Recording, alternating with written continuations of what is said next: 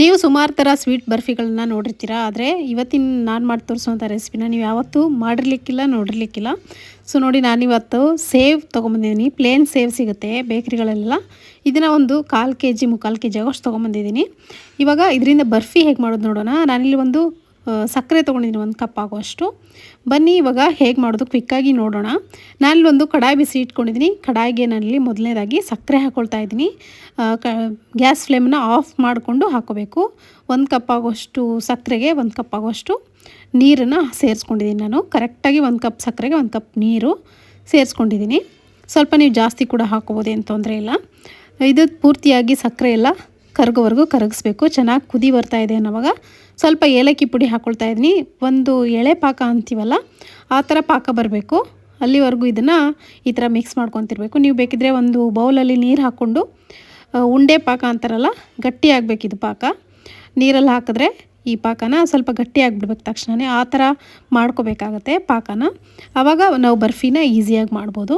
So ನೋಡಿ, ಸುಮಾರು ಹೊತ್ತು ನಲ್ಲಿ ಮೀಡಿಯಮ್ ಫ್ಲೇಮ್ ಇಟ್ಕೊಂಡು ಚೆನ್ನಾಗಿ ಕುದಿಬೇಕು. ಈ ಥರ ನೋಡಿ, ಬಬಲ್ಸ್ ಬರೋ ಥರ ಕುದಿಬೇಕು. ನೋಡಿ, ಇವಾಗ ಕೈಯಿಂದ ನೋಡಿದ್ರೆ ಈ ಥರ ಎಳೆ ಪಾಕ ಬರಬೇಕಿಲ್ಲಿ.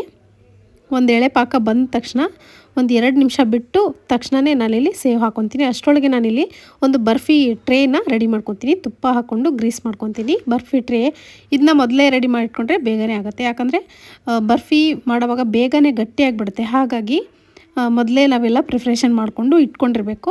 ಇವಾಗ ನೋಡಿ, ಈಗಾಗಲೇ ಗಟ್ಟಿ ಪಾಕ ಬಂದಿದೆ, ನೋಡ್ತಿರ್ಬೋದು. ಈ ಥರ ಕೈಯಿಂದ ಮಾಡಿ ನೋಡಿದ್ರೆ ಒಂದು ಎಳೆ ಬರಬೇಕು. ನೋಡಿರಿ, ತಕ್ಷಣವೇ ನಾನಿಲ್ಲಿ ಈ ಸೇವ್ ಏನು ಇಟ್ಕೊಂಡಿದ್ದೀನಲ್ಲ, ಸೇವನ್ನ ಸೇರಿಸ್ಕೊಂಡ್ಬಿಡ್ತೀನಿ. ಸೇವು ಸ್ವಲ್ಪ ಕ್ರಿಸ್ಪಿಯಾಗಿರಬೇಕು, ತುಂಬ ಚೆನ್ನಾಗಿ ಬರುತ್ತೆ. ಸೇವ್ ಹಾಕಿದ ತಕ್ಷಣ ಚೆನ್ನಾಗಿ ಮಿಕ್ಸ್ ಮಾಡ್ಕೊಂಬಿಡ್ಬೇಕು ಪೂರ್ತಿಯಾಗಿ. ಇದು ಬೇಗನೆ ಆಗಿಬಿಡುತ್ತೆ. ಈ ಪ್ರೊಸೀಜರ್ ಏನಿದೆ ನೋಡಿ, ಮಿಕ್ಸ್ ಮಾಡ್ಕೊಳ್ಳುವಂಥದ್ದು ಒಂದು 2 ನಿಮಿಷದಲ್ಲೆಲ್ಲ ಮಾಡ್ಕೊಂಬಿಡಬೇಕು. ಜಾಸ್ತಿ ಟೈಮ್ ತೊಗೋಬಾರ್ದು ಮಿಕ್ಸ್ ಮಾಡಲಿಕ್ಕೆ. ಮಿಕ್ಸ್ ಮಾಡ್ತಿದ್ದಂಗೆ ಟ್ರೇಗೆ ನಾನಿಲ್ಲಿ ಬಾಗಿಸ್ಕೊತೀನಿ ಇದನ್ನು. ಇವಾಗ ಇನ್ನೇನು ಹಾಕೋವಾಗ 1 ಸ್ಪೂನ್ ಆಗೋಷ್ಟು ಹುರ್ಗಡ್ಲೆ ಹಿಟ್ಟನ್ನು ಹಾಕ್ಕೊಳ್ತಾಯಿದ್ದೀನಿ. ಬೇಕಿದ್ದರೆ ಹಾಕ್ಕೊಳ್ಳಿ, ಇಲ್ಲಾಂದ್ರೆ ಸ್ಕಿಪ್ ಮಾಡ್ಕೋಬೋದು. ಹಾಕಲೇಬೇಕಂತೇನಿಲ್ಲ. ಸೊ ಈ ಥರ ನೀವು ಮಾಡ್ಕೊಂಡು ಉಂಡೆ ಕೂಡ ಕಟ್ಕೋಬೋದು.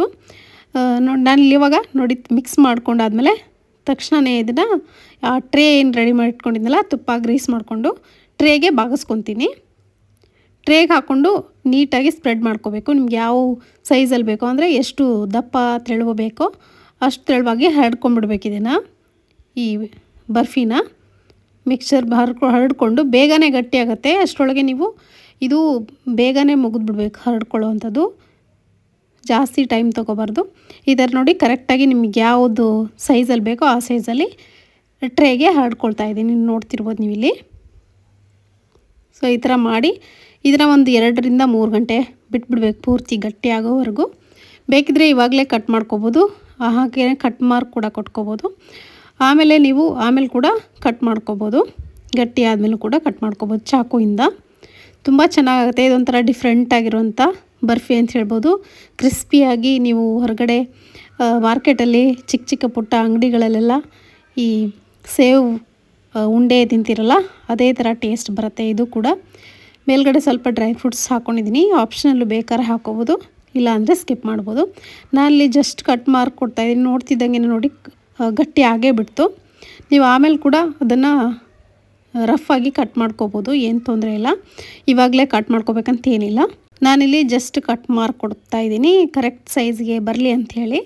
ಎಕ್ಸ್ಟ್ರಾ ಎಡ್ಜಿಗೆ ಏನಿರುತ್ತಲ್ಲ ಅದನ್ನ ಕಟ್ ಮಾಡಿ ತೆಗೆದುಬಿಡ್ತಾ ಇದ್ದೀನಿ. ನೋಡ್ತಿರ್ಬೋದು, ಗಟ್ಟಿಯಾಗಿದೆ. 1 ಗಂಟೆ ಬಿಟ್ಟಿದ್ದೆ, ಇನ್ನು ಪೂರ್ತಿ ಗಟ್ಟಿ ಆಗಬೇಕು. ತುಂಬ ಚೆನ್ನಾಗಾಗುತ್ತೆ. ಖಂಡಿತ ನೀವು ಕೂಡ ಇದನ್ನು ನೋಡಾದ್ಮೇಲೆ ನಿಮ್ಮನೇಲಿ ಮಾಡಿಕೊಂಡು ಹೇಗಿತ್ತು ಅಂತ ಅಭಿಪ್ರಾಯ ತಿಳಿಸಿ. ಇವತ್ತಿನ ಈ ರೆಸಿಪಿ ಇಷ್ಟ ಆಗಿದ್ರೆ ಲೈಕ್ ಮಾಡೋದನ್ನು ಮರಿಬೇಡಿ. ಮತ್ತೆ ಸಿಗ್ತೀನಿ ಮತ್ತೊಂದು ರೆಸಿಪಿಯೊಂದಿಗೆ. Thank you.